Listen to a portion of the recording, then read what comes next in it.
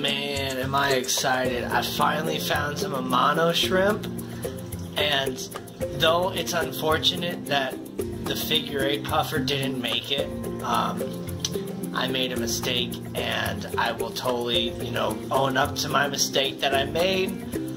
But until, another figure 8 puffer eventually shows up in the future, I'm going to try breeding Amano shrimp in my Brackish tank. So we'll see how it goes. And I found some Anacharis too, which is really awesome. The Nerites are still in there. As you can see, that guy on the glass right there, if it'll kind of focus. I can see eggs if you kind of look on the... Sorry about the glare. Focus, dude. You can kind of see little spots, little white spots on the stone. Those are Nerite snail eggs. So I'm going to try breeding Nerites, and I'm going to try breeding Amano shrimp in the Brackish tank. As you can see, I got the drip acclimating right now. So, it's super exciting, guys. But yeah, as you can see here, I do have the Nerites in there. They're doing very well. A buddy gave me a saltwater snail. It didn't make it at all. But yeah, I got 3 horned Nerites in there that are doing very well. And the Anacharis, the Java Fern, doing very well. The Java Moss is doing okay. It kind of gets picked off by the Nerite snails and all that.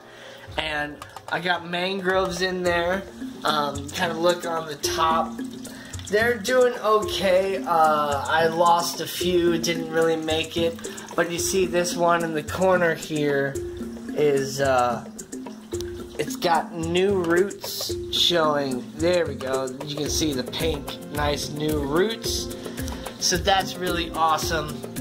While we got, the shrimp acclimating, I figured I could show you guys that stuff and keep you updated on what's going on with the Brackish tank.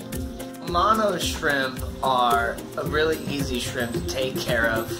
They like anywhere close to a neutral pH, and definitely good clean water, minimal nitrates, but they can withstand up to probably like 40 ppms. They're known as the best algae eating shrimp out there, and they can be kept in fresh water, but they can only breed in brackish water. They got their name from Takashi Amano, which is like, if you don't know who that is, you shouldn't even be watching my channel, because he's like the #1 planted tank person. He invented so much stuff. There's no way you can not know who Takashi Amano is. But man, I'm so excited to finally have these shrimp, because I've been wanting them for a long time, and it's just yeah. So, like I was saying, they prefer close to a neutral pH, but they can withstand a pH a little bit higher. The pH in the Brackish tank is actually 8.2. I have it with the crushed coral and Aragonite substrate, so it maintains that pH of 8.2. It never loses that buffing power, so that pH is never going to change from 8.2. Consistency is what they really need when it comes down to it. Consistency is key when it comes to keeping all fish and shrimp. If you go chasing pH or chasing certain things, it can be quite difficult. So even though I had this tank originally set up for a figure 8 puffer fish, I think it's going to work great for what I'm trying to do now. Sometimes things don't work out for what you want, but you just got to, play off of it and just keep going and keep moving forward, because life's going to throw curveballs, but you just got to swing anyway. I know I got at least 2 females in there, and I think the other 3 are males. So I'm starting off with a pretty decent ratio. Drip acclimating can take a long time, and it can be rather tedious. but sometimes it's the things that we need to do for our animals to make sure that, you know, they have a good and healthy life. Especially with going from freshwater to brackish water, it's really important to do a drip acclimation because the whole salinity difference, it can be a real drastic change on them if you just did it instantly. Right, so they've been acclimating for about 2 hours, really. I just wanted to make sure that I got a good consistency of the brackish water in there with them. So I'm just going to go ahead and stop the drip acclimation, and I'm just going to pour them on in there.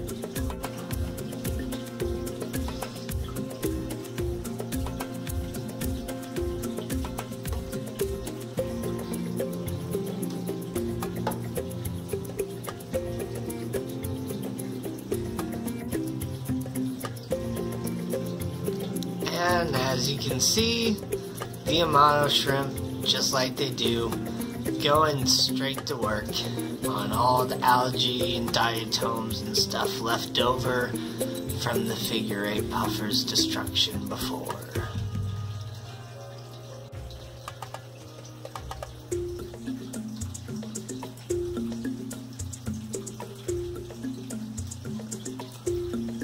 So there's a female in the back, and there's a male in the front.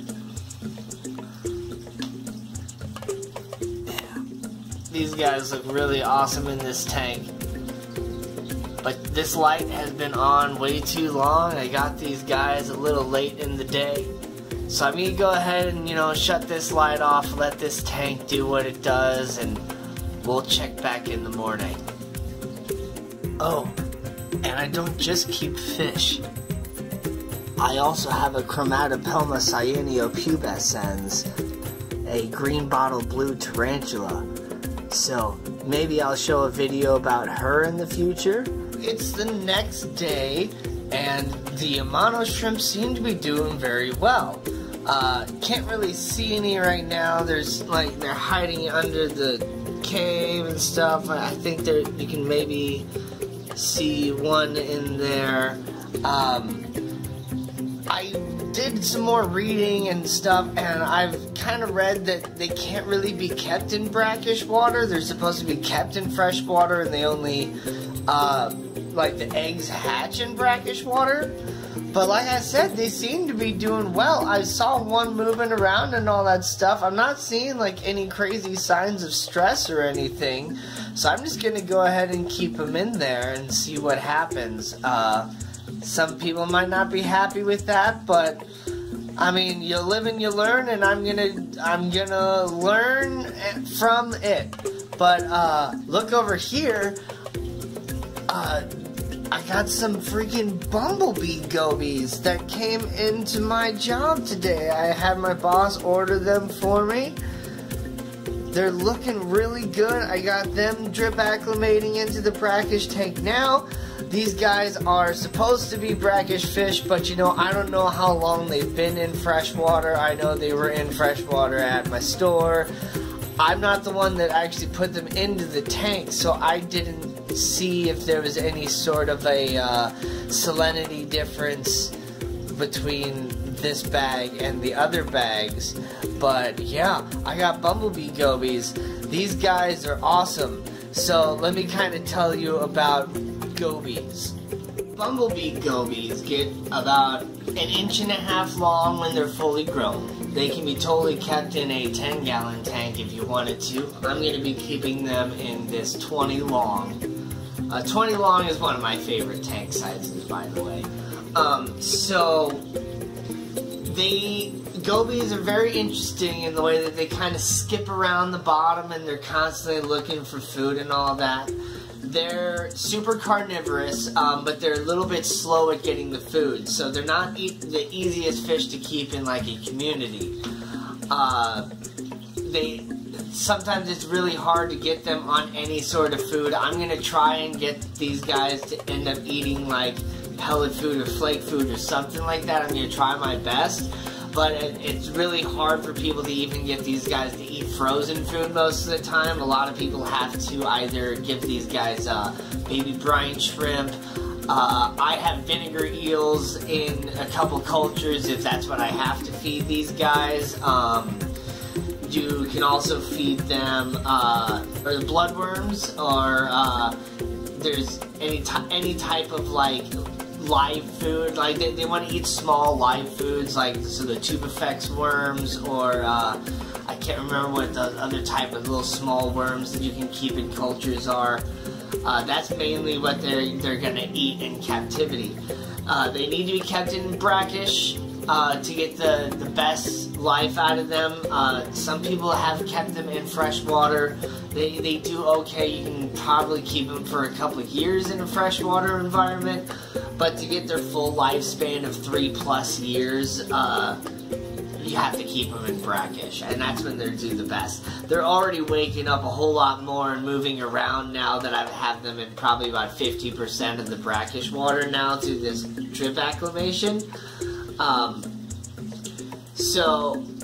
The males and the females, males have like a darker, more vibrant coloration with that yellow, sometimes orange, and the females will just be more of a dull color.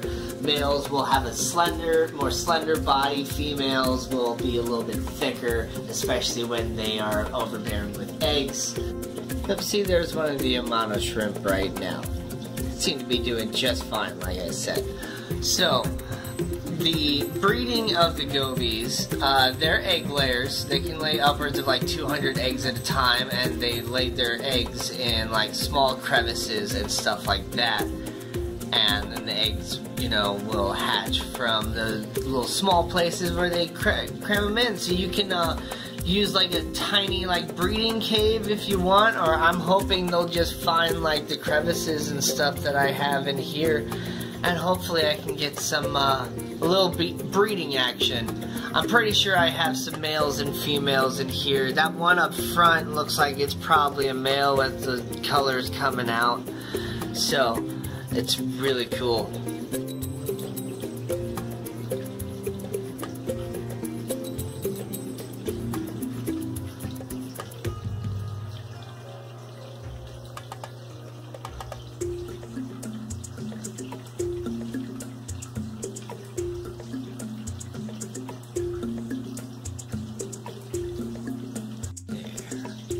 Now I got some good focus on what these guys look like. So I'm pretty sure that one and probably that one are both males, and that would make this one a female, unless that one's just stressed out. But those are probably 3 females, 2 males. So hopefully it's looking like I got probably like 2 males and 4 females, maybe 3 and 3. We shall see. Guys, I've been drip acclimating for probably about 2 hours or so. This one had been going slower since the Amano shrimp one, so I wanted to make sure it got plenty of water in there. So let's go ahead and dump them on in the tank.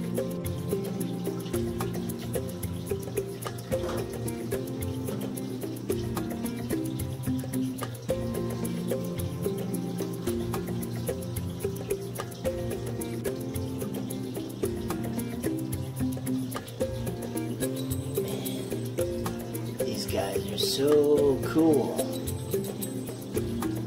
Now you can really see why they call them Bumblebee Gobies.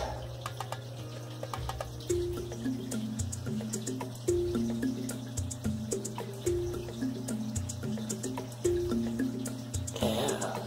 Go ahead and check out your new home, guys. Alright.